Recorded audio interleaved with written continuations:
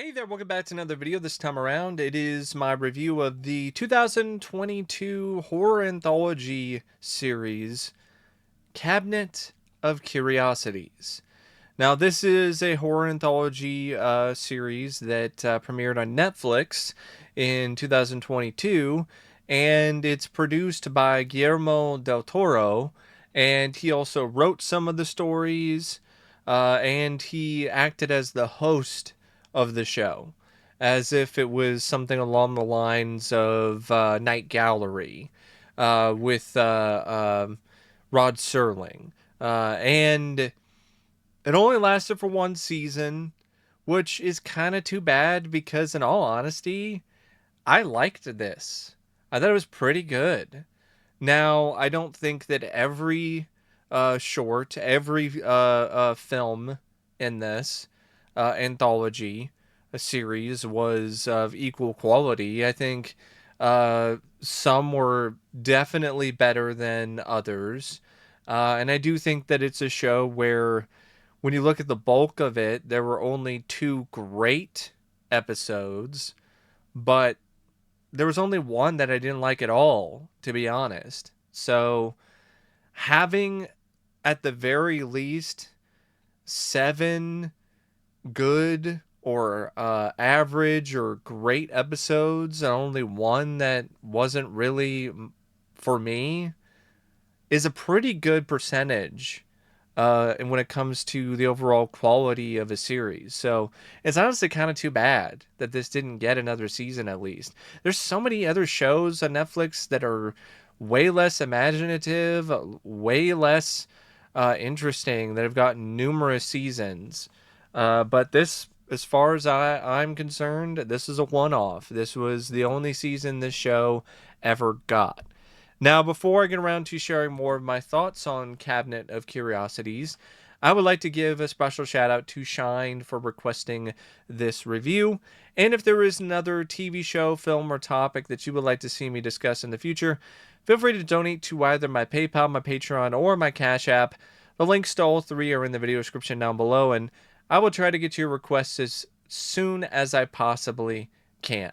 Now, the first story in Cabinet of Curiosities is called Lot 36. And this story is directed by Guillermo Navarro, and it's based on a short story by Del Toro, and it has a teleplay by Guillermo del Toro and Regina Corrado. Now, I think that this is a decent start to the series, but it's not what I would consider to be the strongest start. Because this is an episode that, in all honesty, I like, but I don't love. And it really comes down to a main element of it, which really is the main character. The way that he's written and the way that that character is performed by Tim Blake Nelson is really, honestly, pretty insufferable. And not in the kind of way where you enjoy watching some guy be a total prick in like a charming or a charismatic way, like a Tales from the Crypt episode. Instead, this guy is just written and performed in a way where he's just a total jerk off, and not in the way that is enjoyable at all to watch.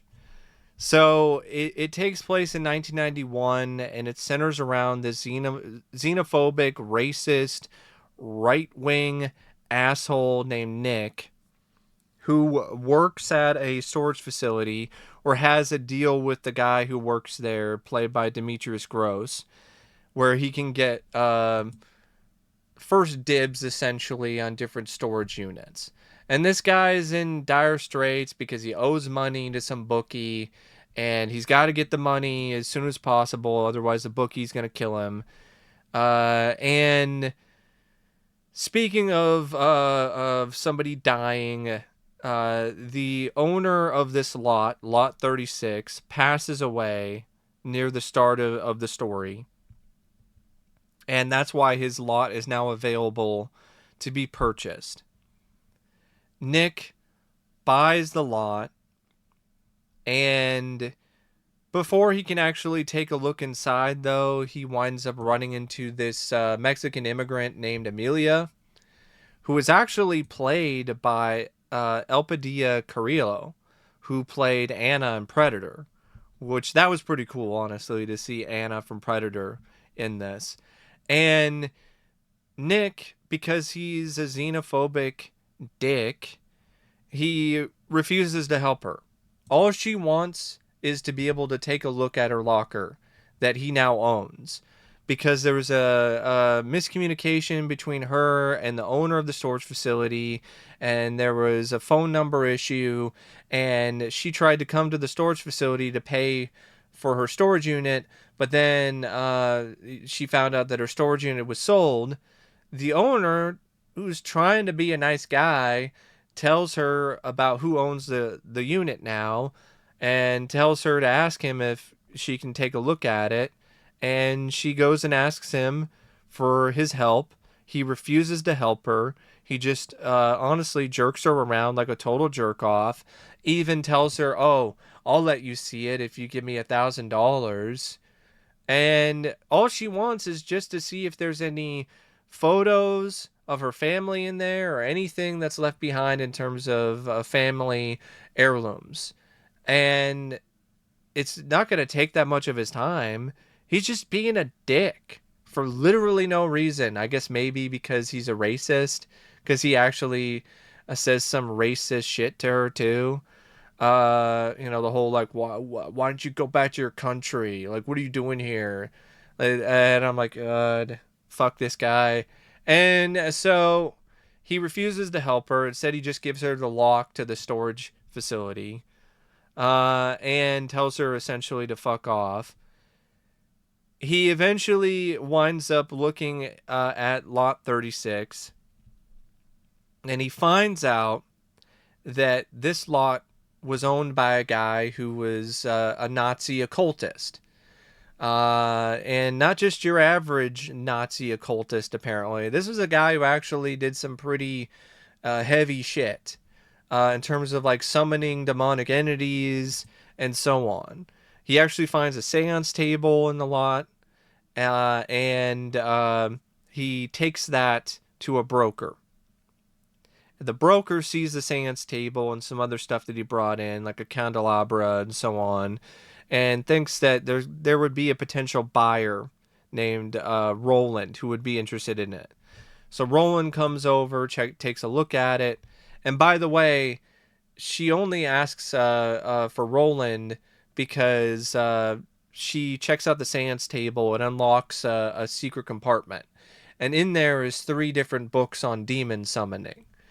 And of course, Nick has dollar signs in his eyes now, and he's desperate because he needs the cash. Otherwise, his bookie is going to do more than just hit him in the head with a hammer and smash the windshield of his truck. So Roland comes over, takes a look at it. He's willing to offer a fair amount for the seance table and the 3 books, but he's going to offer $300,000 if Nick can find the 4th volume, which is the rarest because it disappears. It burns up when the demon has apparently solved the predicament or ended the deal, so to speak. So when the demon gets its blood for whatever deal that was made, then the book disappears.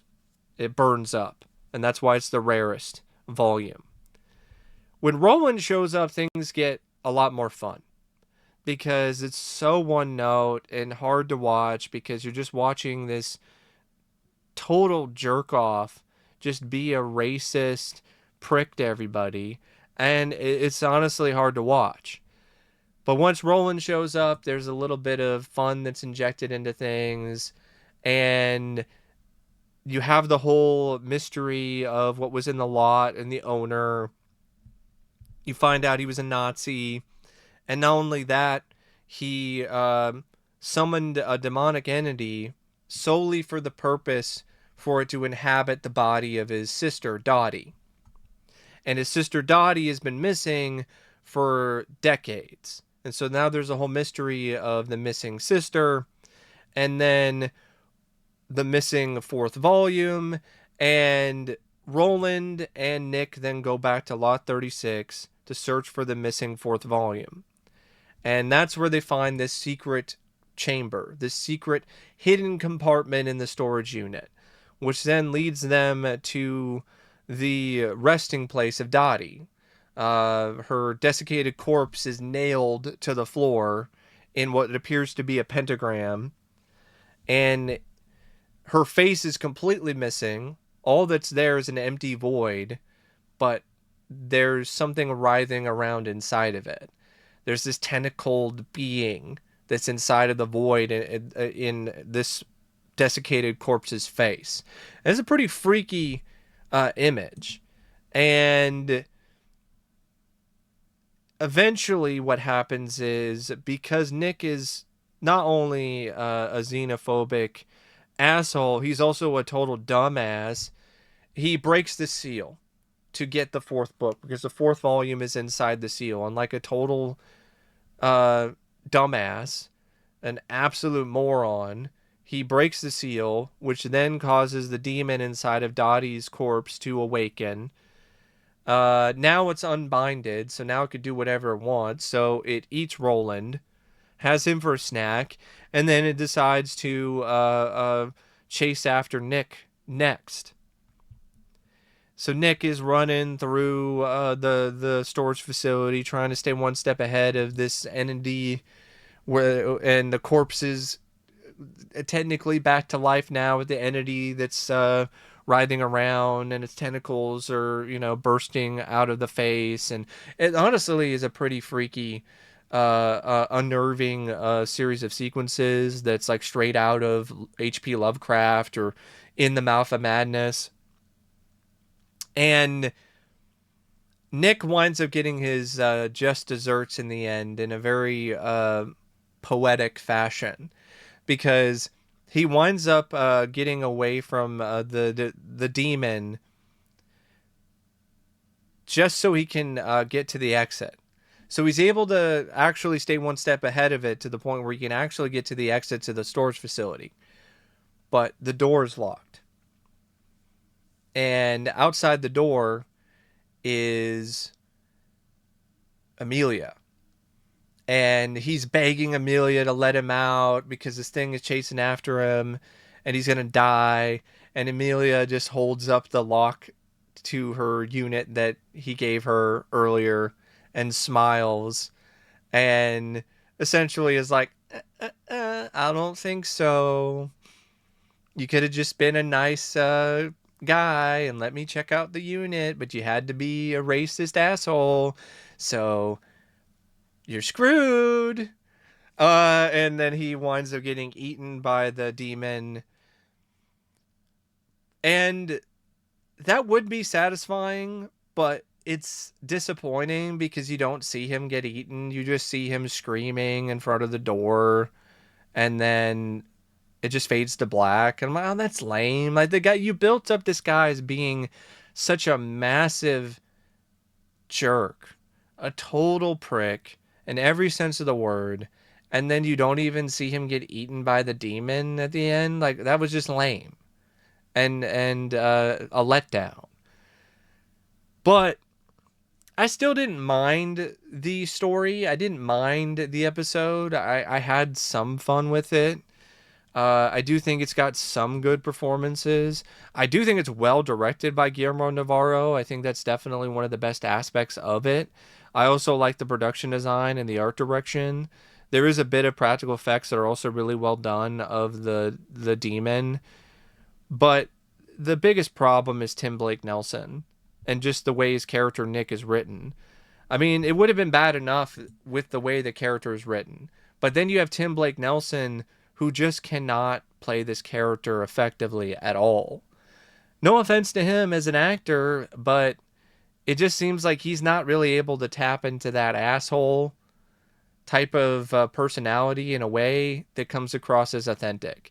It sounds like he's trying to imitate Billy Bob Thornton most of the time, and it's just not working. Like, Billy Bob is effortlessly an asshole, and he's able to do it in a way that still has some charm. Tim Blake Nelson just does it in a way that not only sounds like he's faking it, but also in a way that isn't really that convincing in terms of him being this unbelievably uh, awful, racist asshole character. Like it just comes across like he's forcing uh, everything about this performance, and it makes it hard to watch. So it's already hard to watch because of how much of a jerk the guy is that he's playing, and then you have a very inauthentic performance on top of it, and it just makes the episode nowhere near as strong as it should be. Because I think there's enough elements here to be a really strong opener to the series, but there's just a crippling flaw here in the way that the protagonist slash antagonist is written and the way that he's performed by the actor playing him. Now, the second story is called Graveyard Rats, and this one is directed by Vincenzo Natali, based on a short story by Henry Kuttner, and it has a teleplay by Natali. And this is the shortest out of all of the stories in the show. This one's only like 38 minutes, and it's the right length. Uh, and this one's just kind of okay again. In one way, I like it more than Lot 36, but in another way, it's just kind of the same flawed overall watch as that one was. This one is a story that takes place in Salem, Massachusetts, in the past. I think in the 19th century, maybe early 20th century. And you have this grave robber named Mason. And of course, he's low on funds and he's in debt to somebody and needs to pay off his debts, which I'm like, really? You went that route with the second episode? That was the plot of the first episode, and now the plot of the second episode is literally the same thing. It just takes place in Salem, Massachusetts in a different time period. So you have another asshole character. This time it's Mason, who's a grave robber. But the way that he's written and portrayed, it's kind of fun because he's just a dick in a different way. He's a greedy. He's a greedy asshole, and in a way that's very over the top and honestly kind of entertaining. And so he is trying to get extra funds to pay off his debts in the form of getting all these things from different people's graves, because of the fact that he's a caretaker, and so he has easy access to it. But his business isn't doing very well because these rats keep taking all the bodies, and in the process also take the best stuff. So now he's unable to pay his debts, and now he is essentially faced with a situation where if he doesn't get enough money in a certain amount of time, he's literally going to become his own business. So fate would have it, though, that a rich aristocrat just died. And this aristocrat has all these gold fillings in his mouth, and he also is going to be buried with a very extravagantly expensive and rare saber. And Mason finds out about this, and he thinks that this is going to be the answer to all his problems. And he waits for the guy to get buried, and then he winds up digging up the grave. But as soon as he gets to the grave, the rats are already there. He opens up the coffin, the rats have already dragged the body away, and because he's in a serious situation where it's literally life or death, he decides to go follow the rat and follow the body. And he follows it underground. And he winds up encountering a giant queen rat who chases after him. And it's a practical effect, and it's glorious. It looks incredible. It's a really awesome looking effect. A big part of why I still like this episode, despite some issues I have with it, mainly the tone, and the ending, which is kind of confusing, is because of stuff like this. The practical effects of the Queen Rat it's just amazing, and it is so cool. And he encounters a Queen Rat. He manages to escape from the rat, though, only to wind up falling into what is considered to be a black church, which is an underground church that where people did devil worship, or worship different entities, or things like that. And the production design and art direction of this black church is jaw dropping. It is so spectacular.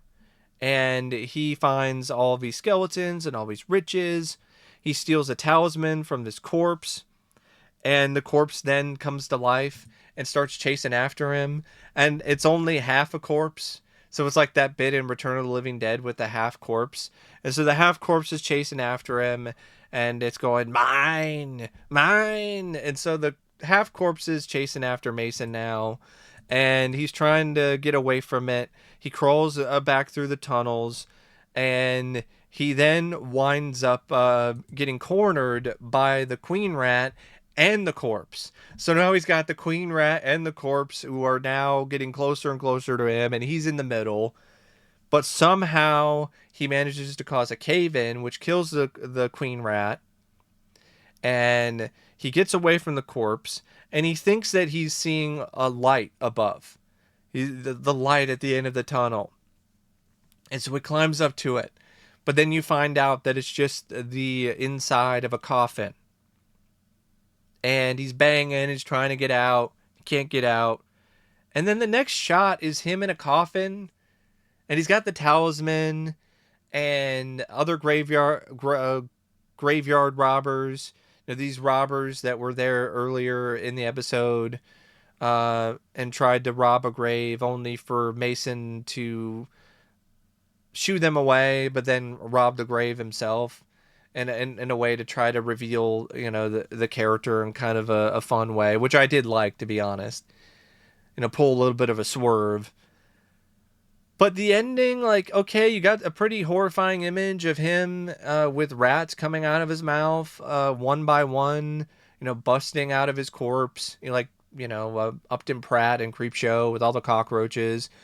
But the way that the ending was structured, I felt was just really off and wasn't that well thought out and confusing, because it makes you think that he didn't really do any of the stuff that he was doing in the black church, but then he's got the talisman on his neck, so how else did he get that?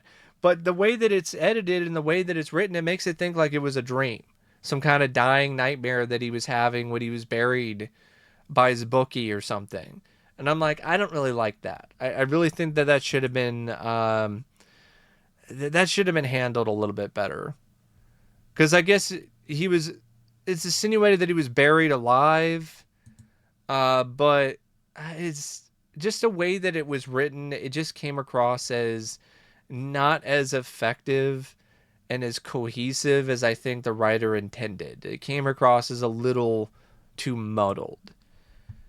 That being said, it's short. It's got a good pace to it. It's got a fair amount of production values, and you got some great practical effects on the Queen Rat. And the way Mason was written was a little bit more enjoyable. Yeah, he's a jerk, but he's a jerk in a way that's kind of fun to watch when it comes to just how extreme he is when it comes to his greed. And I definitely felt it was well directed by Natali. And I liked the cast, especially David Hewlett, who played Mason. You could definitely tell he was having a lot of fun playing the role. Now, this third story is called The Autopsy. And this one is directed by David Pryor, has a teleplay by David S. Goyer, and it's based on a short story by Michael Shea. And this is the first story in the Cabinet of Curiosities that is genuinely great. I thought this was fantastic. So it takes place in the late 70s, in 1978, and it deals with this investigation of this mysterious mine shaft explosion where a bunch of miners got killed in an explosion, and you see what caused it early on. It's this miner, this guy who works there, who just snaps and goes crazy one day, grabs a mysterious, weird alien orb, throws it on the ground, and blows up the mine shaft. And the sheriff, Nate Craven, uh, who is overseeing this case, he brings in his friend Dr. Carl Winters, a medical examiner, to perform autopsies on the miners. And before he gives him access to the bodies, he tells him uh, uh, his investigation, tells him about what led to the mine shaft explosion and all these weird occurrences that he was dealing with, and this bizarre series of murders, and the fact that there were some people that were showing up that were alive but were supposedly dead or had gone missing. And it's a really interesting, intriguing mystery as it unfolds. And it then leads to the autopsy of these different miners. And the doctor, he winds up doing the autopsies, and things, the first one seems seems fairly normal. But then he starts doing autopsies on the rest, and the bodies are devoid of any blood inside. The organs are shrunken as if they've also been sucked free of blood. And so, of course, that's definitely raising a lot of questions in the mind of the medical examiner. And then eventually, what happens is the one of the miners, who I think might have been the same guy who started the explosion to begin with, comes back to life, and you find out that his body has been inhabited by this alien organism, which took over his body and has essentially been jumping from body to body for decades, if not millennia. And what happens is this creature, it it takes all the nutrients from its host, and then once its host is no longer viable, it then goes to another one. And so this creature has selected the medical examiner, Dr. Winters, as its next host. Well, Dr. Winters is a very clever fellow. And so he knows what this creature has in mind. And so what he does before the creature can take him over, before the creature can actually wind up inhabiting his body, he mutilates his body. He stabs out his eyes. He puts a scalpel in his ears, so he destroys his eardrums, so he can't hear, and he winds up slitting his throat. So by the time the alien winds up getting inside of the doctor's body, the doctor has him trapped, and the doctor essentially, he's speaking to him, and he's essentially telling the alien that you're screwed. It's like, fuck you, I got you, you son of a bitch. You can't see, can't hear, you're compromised, and you're bleeding out, and you're gonna die. And then the alien is like, no, let me out of here. I will survive. You can't do this to me. And then the alien is waiting for the sheriff to come to the place where the doctor was doing the autopsies, to come check up on the doctor. And the doctor's planned everything out with that too, because the alien thinks he can surprise the sheriff and then maybe take over his body. But the doctor has thought ahead, and he's been recording everything with a tape recorder, and he wrote a message on his body to tell the sheriff to check the tape recorder, and then to burn the body. So essentially, the entire story is really about this doctor who was already dying, by the way, because that was established pretty early on that he was sick and he was dying of stomach cancer. So when it comes to him doing what he did to his body and him dying in the end, it was something that was inevitable anyway. But he gets to essentially give an alien organism the middle finger before he dies in triumphant fashion. I just loved how the doctor just outsmarted the organism and just completely screwed him over. And it was very satisfying and honestly really cool and genuinely kind of badass. And then the mystery leading up to that, the whole investigation the sheriff was talking about when it comes to these weird bodies that they're finding that are in these bags and trees that are don't have any blood. Uh, there's just a lot of things about this that I thought worked really well when it comes to the story. But then the visuals were also equally as effective and equally as excellent. Like David Pryor's direction in this was really great.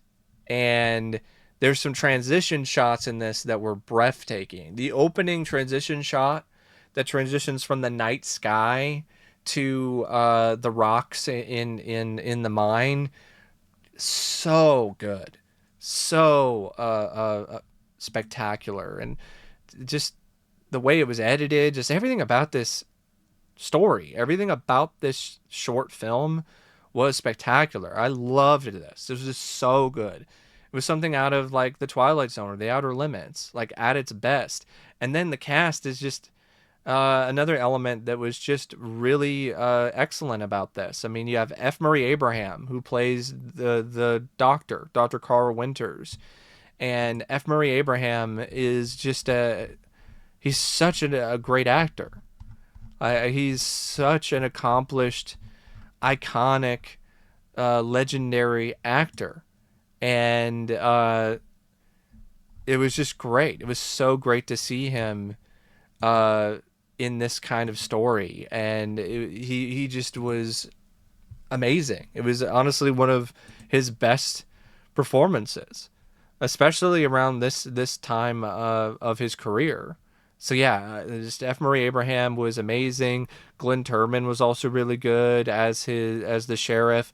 Luke Roberts was also great as the alien, as Alan, especially when the alien was speaking through Alan. Honestly, reminded me of Brad Dourif in Exorcist 3. Like, it was that good. So yeah, the autopsy was awesome. Also, I definitely want to mention the practical effects as well, because there's some really cool, creative practical effects that they did for the alien organism. I think there was a little bit of CGI, but it was well done. So that's definitely another aspect of this episode that was really good. Now, episode 4, the fourth story is called The Outside, and this one is directed by Anna Lily Amirpour, and it's got a teleplay by Haley Z. Boston, and it's based on a web comic by E.M. Carroll, which I thought that was kind of interesting. Now, this one was a mixed bag for me. Uh, Definitely a step down quality-wise in comparison to the autopsy. It deals with this awkward, unattractive woman named Stacy who's struggling to fit in at her workplace that's full of these women who are really into skincare and are, I would say, above average. And she's more of an average looking woman who doesn't wear makeup and doesn't really do a lot with her hair and just doesn't really seem to do a whole lot with her appearance. And she hangs out with these women and she's jealous of them because they're beautiful and accepted. And I'm like, yeah, but they're vapid and boring. And do you really want to be like them? And she gets invited to her co-worker's Christmas party who was like the lead of this group of what might as well be shrews, to be perfectly honest. Like they're like not, nice to look at and they're pretty, but they have the whole attitude and charm of a group of shrews, to be honest. And I think that was the point. Like they're nice looking, but they're dead inside, and there's nothing really to them other than gossip and talking and putting on skincare products. And speaking of skincare products, Stacy is given this skincare lotion called Aloe Glow, which is supposed to help you bring out the new you. And she didn't know that this was not going to be a secret Santa thing where everybody is going to know who's giving the gifts out. So she made a taxidermy duck because that's her specialty. She's really good at making taxidermy animals, and of course the host of the party is not happy with the gift. So then that causes Stacy to spiral further into depression. She then starts to use the lotion, and it gives her a rash.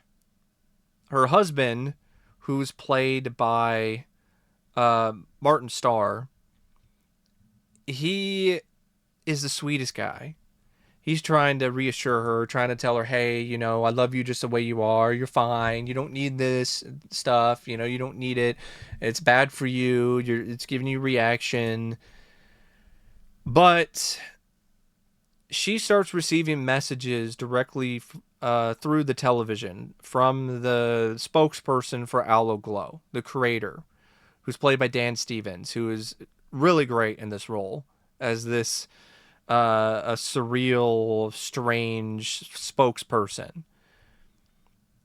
And he convinces her to keep using the lotion, to keep using the Aloe Glow. Even tells her to buy more. And there's this back and forth now with Aloe Glow because it's not necessarily doing anything except give her a worse and worse rash. And the husband is trying to get her to stop and just embrace who she is, but she's not having any of it. And she sees the lotion leak from the bottles and actually pool in the box by itself, and that completely freaks her out. So she runs out of the basement, and then she has the Aloe Glow in. But then eventually she succumbs to the pressure because of the spokesperson on the TV and because of whatever issues she has going on in her mind. And she sees the lotion form itself into a female humanoid shape, and she winds up embracing it and kissing it. And then it winds up going back into goop, and then winds up in her bathtub later. Her husband tries to get her to snap out of this obsession, just being a really nice guy, but she is completely gone off the deep end. So then she murders her husband, and then she climbs into the bath of the lotion, and it envelops her, and it's a really, really disturbing, creepy scene, to be honest, of her just laying into this bath of ooze, and then it just enveloping her entirely. She gets out of the lotion bath later, and she scratches off the skin and reveals her new body, and it's perfect now. She's younger, her hair is nicer, like it actually worked. And it's not all in her head. She taxidermies her husband, which I'm like, okay, that's why did you need to do that? Which reminds me of the collection completed episode from Tales from the Crypt. And it worked better in that because the husband really deserved it. Here it's like, man, that guy didn't deserve that shit. And she gives herself a makeover, cuts her hair, puts on some makeup, goes to work. Of course, she also has a new outfit, stuns her coworkers, invites her to join them, and she lost herself, and she's happy with the coworkers' attention now and her shallow social status. And like that's the whole point of it, is that she's now one of them. She's vapid and shallow inside, but she's pretty on the outside, and that's all that matters. And I'm like, yeah, I get where this is coming from, but this was just very average, and honestly, paced too slowly too, and tonally it was just weird. Like there were some moments where it reminded me of the clever satirical edge that something like Death Becomes Her has.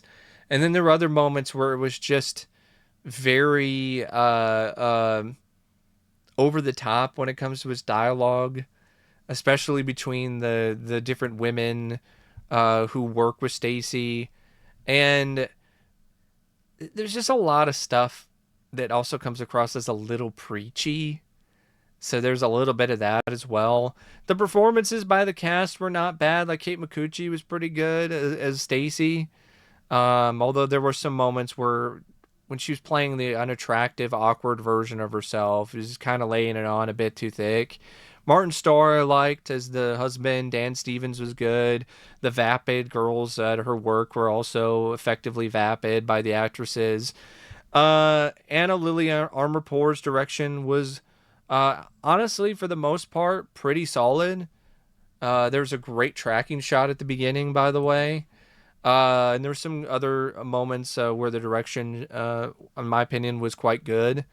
It's just the writing where it kind of missed a little bit for me. But overall, it was strange and interesting enough that I didn't mind it, especially the scenes when the Glow winds up becoming its own form, and the girl Stacy is actually interacting with it and embracing it. Like that was definitely something that stuck with me. But it's not what I would consider to be a great story or a great episode. It's okay. And to be honest, it's kind of more of the same with the fifth story, episode 5, which is Pickman's Model. This one is directed by Keith Thomas, based on a teleplay by Lee Patterson, which is based on a short story by Lovecraft. And this takes place in 1909, at the start anyway. Then it flashes forward to the 20s. And it deals with this man named Will, who becomes friends with this eccentric painter named Richard Pickman. And Will, he's also in this relationship with this socialite lady, and the relationship gets a little strained because of the whole thing with Pickman. Because what happens is Pickman makes these works of art that are so horrific that it affects Will mentally, and causes him to have nightmares and hallucinations and so on. And now you flash forward all these years later. Thurber is a museum curator. He's still drawn to Pickman's works, but they're giving him horrific dreams. Pickman, he's now a successful artist. He winds up visiting Thurber, his wife, and his young son, James. Pickman, though, his influence is now affecting his son, Thurber's son. So Thurber confronts Pickman, and then Pickman makes an offer. He's like, okay, I'll leave you alone as well as the rest of your family, and I'll never contact you again. I'll never send you any of these paintings. Just come see my latest work. So he agrees. Thurber agrees to the deal. He goes to Pickman's home, checks out the paintings, and then finds out, of course, that they're based on reality. There's really demons, and there's a demon in the well, in a underground hidden part of the house, and it actually emerges later and drags Pickman's corpse away after Thurber shoots Pickman because he's frustrated with Pickman and doesn't want to hear his explanation for his works anymore, and he snaps and shoots him, and then an actual demon pops up and takes Pickman away. And then Thurber finds out that the museum is actually displaying Pickman's works, and all this effort that he went into to try to destroy Pikmin's works because of their mesmerizing, mind controlling, demonic power is for naught. Even his wife and kid actually were looking at the paintings. This other guy who was a colleague of his looked at the paintings and lost his mind and actually mutilated his face. And then you get to the ending, which is very predictable, where Thurber returns home to his wife, and his wife is cooking dinner, and you just know that she's messed up, and she turns around, and her eyes are missing, and she's talking about how he is here, he is coming, the old one, or whatever, some typical Lovecraft stuff. And she also cooked their son, which was depicted in one of Pickman's paintings as a horrific vision of apparently the future. And it's just a very dark, twisted ending where it's like, oh, yep, we're all screwed. The old one is coming. Everybody, Pickman's paintings have unleashed some portal to hell, and people are getting possessed one by one, and not even the children are safe because they're also cooked. Like it was okay because of the fact that the paintings were definitely very horrific, very intense. The idea of horrific, intense, demonic paintings causing things to happen in real life, I didn't mind. But it's one of those stories where the characters are kind of weak and the cast is also not necessarily the best. The direction by Thomas was fine, but it wasn't amazing. But really, the cast is one of the biggest letdowns to me. And it starts with Crispin Glover, who to me on paper is perfect casting to play Pickman, this eccentric, weird artist who makes disturbing paintings. But the way that Glover plays the role is just bad. He plays him with a very fake, awful sounding Boston accent. And he's even doing things like, my mother, my mother told me that, it's just like, oh my God, like really? Like my mother, my brother, like it's just like, Jesus Christ. Come on, man. And like the accent, it just was bad. It's like he was trying to do some old school Boston accent and it just wasn't working, and it was just bad and painful to listen to, and it just made his performance completely fall apart. Ben Barnes was just boring and just bland. Felt the same way about the rest of the cast. It was okay. I didn't outright hate the episode, but I would say it was one of my least favorite episodes. Because even though I had issues with some of the other episodes, this one was just kind of boring and slow. And then you have Crispin Glover's awful performance, and it was just, and then the ending, which was very predictable. It was okay, but it was a little disappointing because of the fact that it's a Lovecraft story. Like I honestly thought it could have been and should have been better. Now the sixth story is called Dreams in the Witch House. And this one is directed by Catherine Hardwicke, based on a teleplay by Mika Watkins and a short story by Lovecraft. I like this one more because I felt that this one, it did a better job with the story and making it more compelling and more interesting.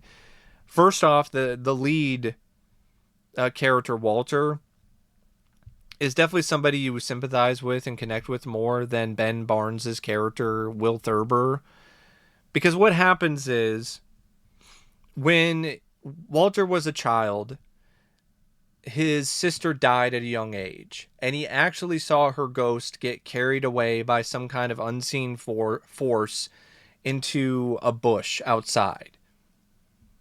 And he promised that he was going to save her, he was going to protect her, he was going to be there for her. So he grows up and he becomes an adult, and he's still trying to fulfill this promise for his dead sister.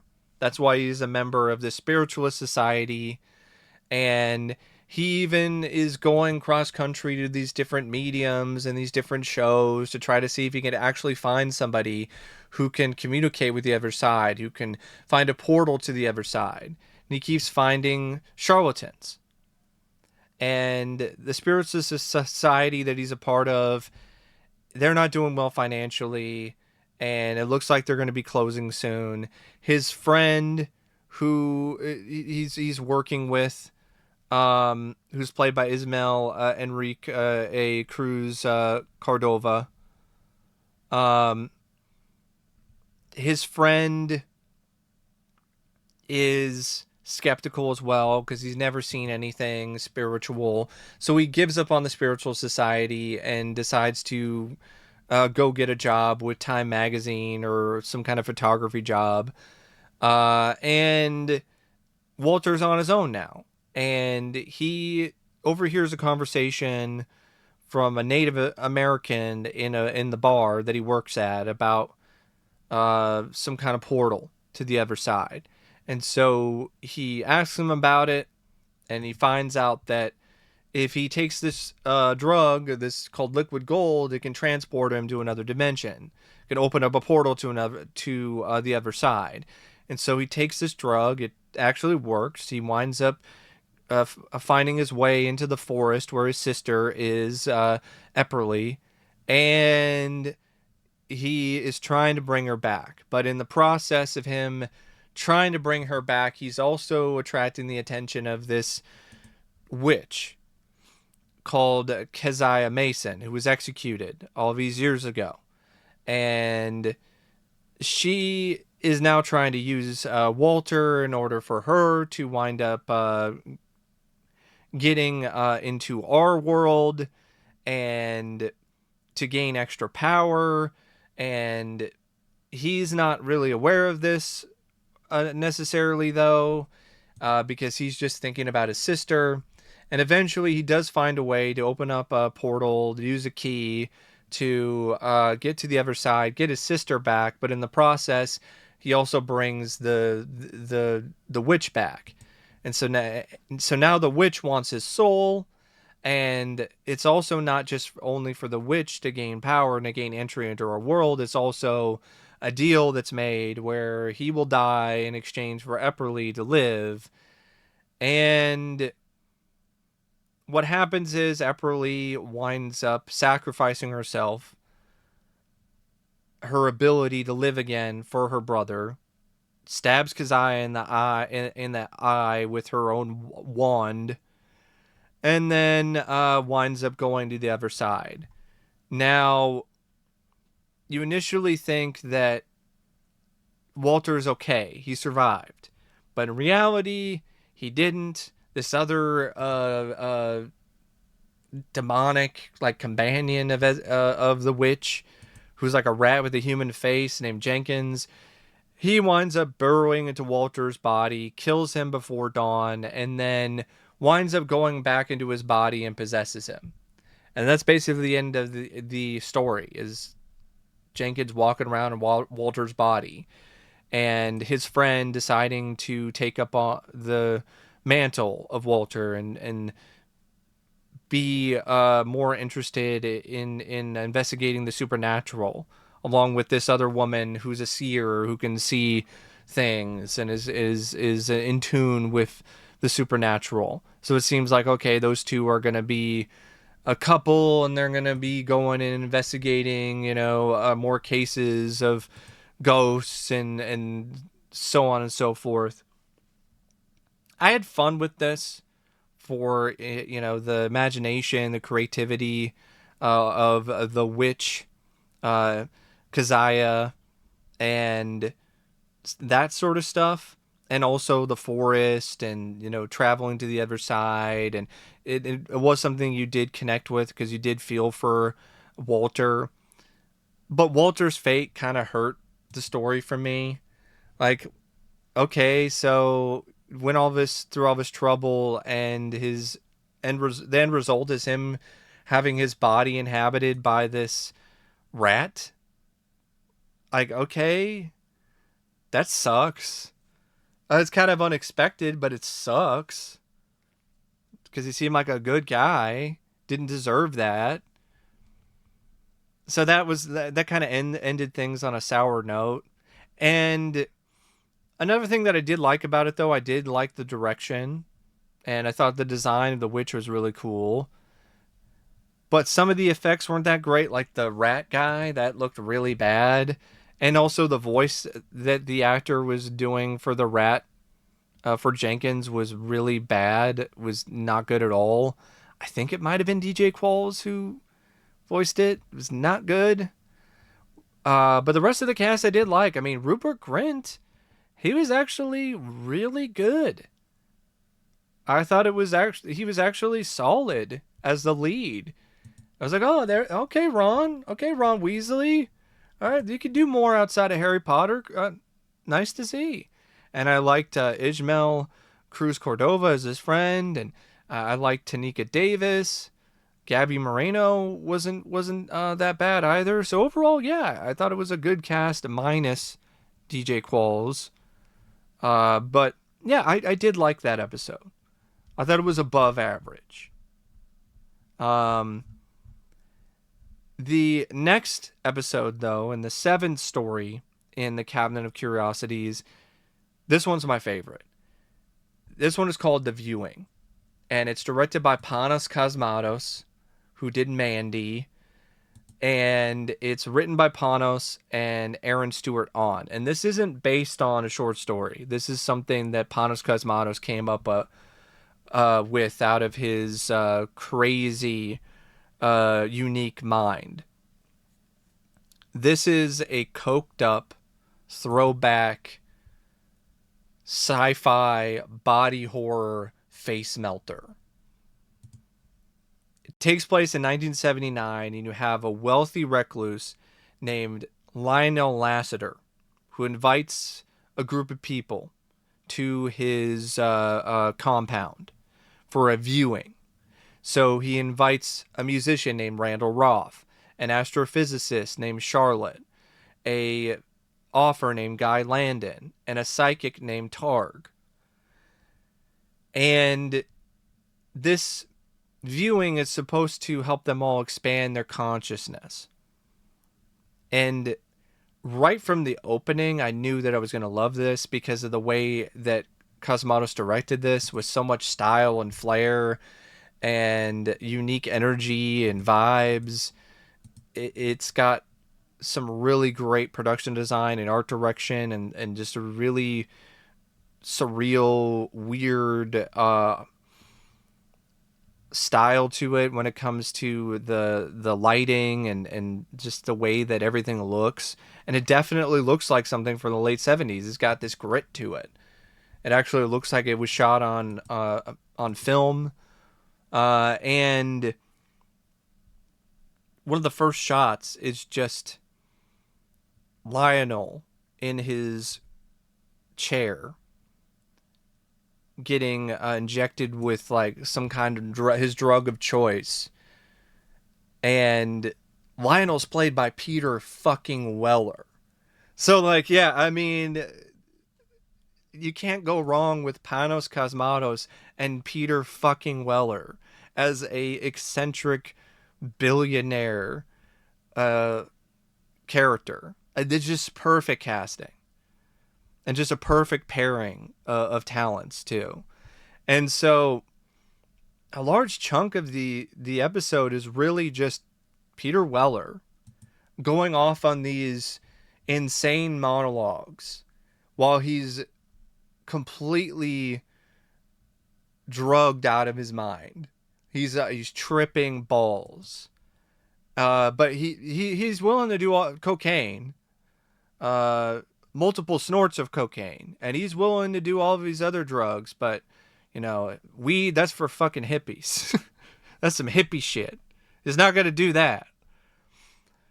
Peter Weller is just, he's such a mesmerizing character in this. Like his acting in this is amazing. He just brings this eccentric billionaire to life in a way that you just cannot take your eyes off of.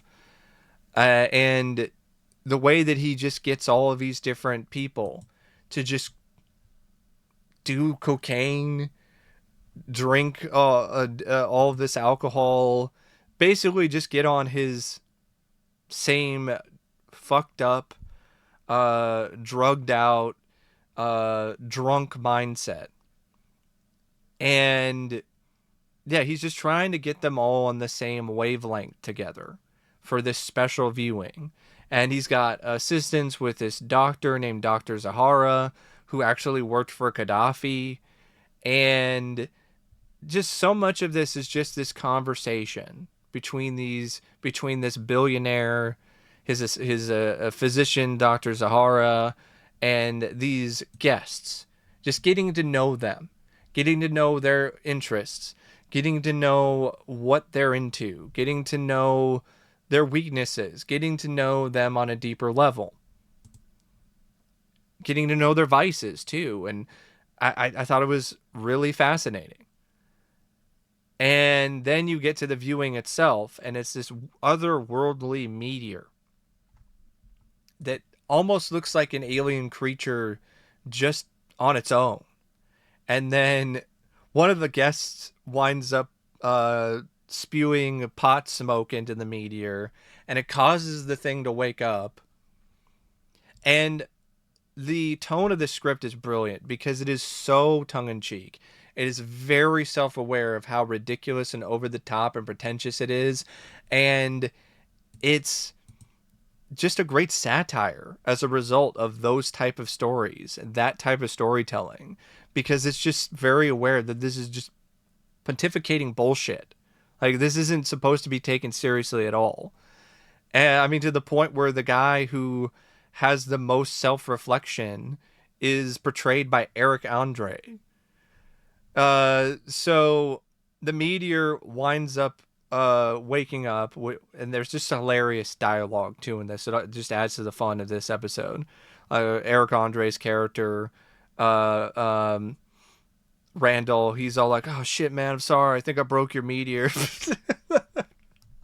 So the meteor cracks open, this entity emerges, and the power of the entity winds up melting people's faces like something out of Raiders of the Lost Ark. And it melts Targ's face, melts Sahara's body, explodes Landon's head, and of course it causes Z and Roth to then flee because they got to get the fuck out of here. The entity melts down and winds up possessing Lassiter's body. And now Lassiter is this half alien, half human monstrosity, and it's all practical effects, and it looks great. And honestly, the design looks like something out of Doom. Like, it literally looks like something that Doom guy would be fighting in Doom. And this alien, demonic, half human monstrosity, it kills Lassiter's guard, who tries to shoot it with his golden AK-47, but it ain't gonna do shit. So the alien uses this electricity to blow the guard to pieces.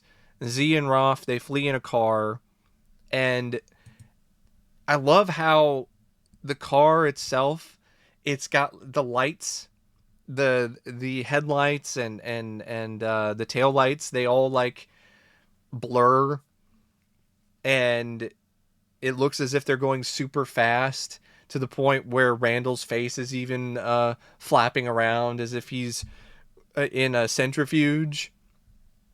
It's just another element of this a short and this story that's very self-aware of just how insane and ridiculous it is. It just embraces it fully. And then it ends with the hybrid entering the sewers and winding up in a big city. And that's the end of the episode. That's the end of the story. Some people might think that that's not very satisfying because it's not really a very concrete conclusion, but I'm okay with it because it just leaves things to a point that's pretty horrifying. It just leaves it up to your imagination what this thing is going to do in a populated city. And prior to that, there was even a great moment where the thing looks in the water and sees the reflection and Lassiter's still somewhere in there, and he realizes the horror of what he is. And yeah, I just thought this was just great. It looked great. It had great direction by Panos Cosmatos, really good cinematography. The editing was really good. The practical effects when they were there were really fantastic, and the cast is just amazing. I mean, Peter Weller was wonderful as always. Dr. Weller is one of my favorite actors, and him being willing to do gonzo, crazy roles like this is a big example why. Eric Andre was actually good too as Randall Roth. He was funny. He was definitely in on the joke. Sofia Boutella, she was just basically a drugged out doctor who's working for Lionel. Didn't have a whole lot of dialogue, but made the best of it, and had a certain mesmerizing presence all her own. Definitely one of the better roles I've seen her in. Charlene Yee was also good, and so was Steve Agee and Michael Thurot. And overall, I just loved this. This is definitely what I was looking for out of something like Cabinet of Curiosities. Now, the eighth story in the final episode, though, is my least favorite episode of the entire show. It's the weakest, it's the most forgettable, it's the most predictable, and it's called The Murmuring. And it's directed by Jennifer Kent, based on a teleplay by Kent and a short story by Del Toro. Now, Jennifer Kent directed The Babadook, and I thought she did a genuinely great job directing that. I actually really like The Babadook. Her direction is not the problem here. This is a really well-directed episode. It's got some gorgeous shots in it. The story is the problem, though. It takes place in the 50s. You have this couple named Nancy and Edgar Bradley, and they're ornithologists studying bird murmurations. Now, you're thinking that the bird murmurations are going to have something more to do with the plot, but they really don't. It's just something that's there to make it a little bit more interesting. Because really what it is, it's another story about ghosts and something supernatural representing somebody's grief and trauma. And I'm like, oh my God, really? That's what this is? We're this again? And it also deals with Nancy, who lost her daughter, and she's dealing with postpartum depression. Just like the Babadook, but it's nowhere near as effective as the Babadook. It just feels like, oh, we're doing the Babadook thing again, but it's nowhere near as interesting, and it's nowhere near as compelling. And then so much of this is just Nancy, who is just being awful to her husband. Just distant and rude and assuming shit and just being awful. Like, you feel so much for the husband. And people are like, well, that's how it is in real life when a mother loses their child. They don't necessarily grieve right away. They're guarded. They're very limited in their emotions. They bury it inside. It comes out other ways. Like, I get it. I understand. But the way that this character is written, she's insufferable. She really is. And she starts seeing ghosts. This crying boy and this screaming angry woman who's like, what did you do? And she hears noises in the night and, the typical sort of ghost story kind of stuff. And of course, she's seeing all of these things, and it's causing fights with her and her husband because her husband is like, hey, I care about you. I care about your mental health. I care about your work. I don't know what your obsession is with these ghosts and these dead people. Like, what are we doing here? Like, you need to get your priorities straight. And she's pissed at him because what? Why don't you believe in me? Why don't you believe that I'm seeing these ghosts? And she's just becoming more and more obsessed about this dead family that apparently used to live in this house that they're staying in. And eventually the relationship between the two gets so strained that they split apart. The husband's like, I can't deal with this. In one of the few effective scenes in the story, because the writing was spot on, the dialogue was great, and the acting by Andrew Lincoln in that scene was astounding. When he's just fed up with his wife and he's basically like, I love you, but I can't do this shit anymore. And eventually Nancy does find a way, I guess, to let go of her grief in the form of seeing the dead boy and telling the boy to go to the light, and the boy goes to the light and disappears. Then she then sees the mother and realizes that when she's saying, "What did you do?" she's talking about herself, and she's not angry at the boy, she's angry at herself, because you find out that the mother killed her child. And Nancy sees the ghost be despondent and upset about what she did and then jump out the window. And then I guess Claudette's spirit is carried by a bird murmuration. So I guess that's something that does connect to the murmuration, but just barely. And then this is what allows Nancy to finally cry and confront her grief of her daughter Ava. And then she apologizes to her husband, says that she's finally ready to talk about Ava, and then that's it. And I'm like, God, that was so boring and predictable, and the drama was just done better in the Babadook. And it's too bad because Jennifer Kent and Essie Davis are reunited here. Essie Davis, who was the lead in the Babadook, and she's not the problem, and neither is Andrew Lincoln. Like, the acting is good, and the direction is good. The story just kind of sucks. It's predictable, it's slow, it's dull, it's boring, it's not really that scary, and it's just another one of those stories that's just a way for somebody to express their grief and hidden trauma. And I'm like, God, I'm done with that. I'm so done with that trope. It's become a trope now in horror. I'm done with it. I really don't care anymore. It's not novel anymore. It's not even interesting anymore because it's just been done to death in this genre. But overall, I did like the series, and I would recommend it if you do like horror anthology shows. Because for the most part, I think there's more good, decent, or great segments or episodes than there are terrible ones. Because even the murmuring, which I didn't like, it's not completely without any merit. It's just below average because of the story.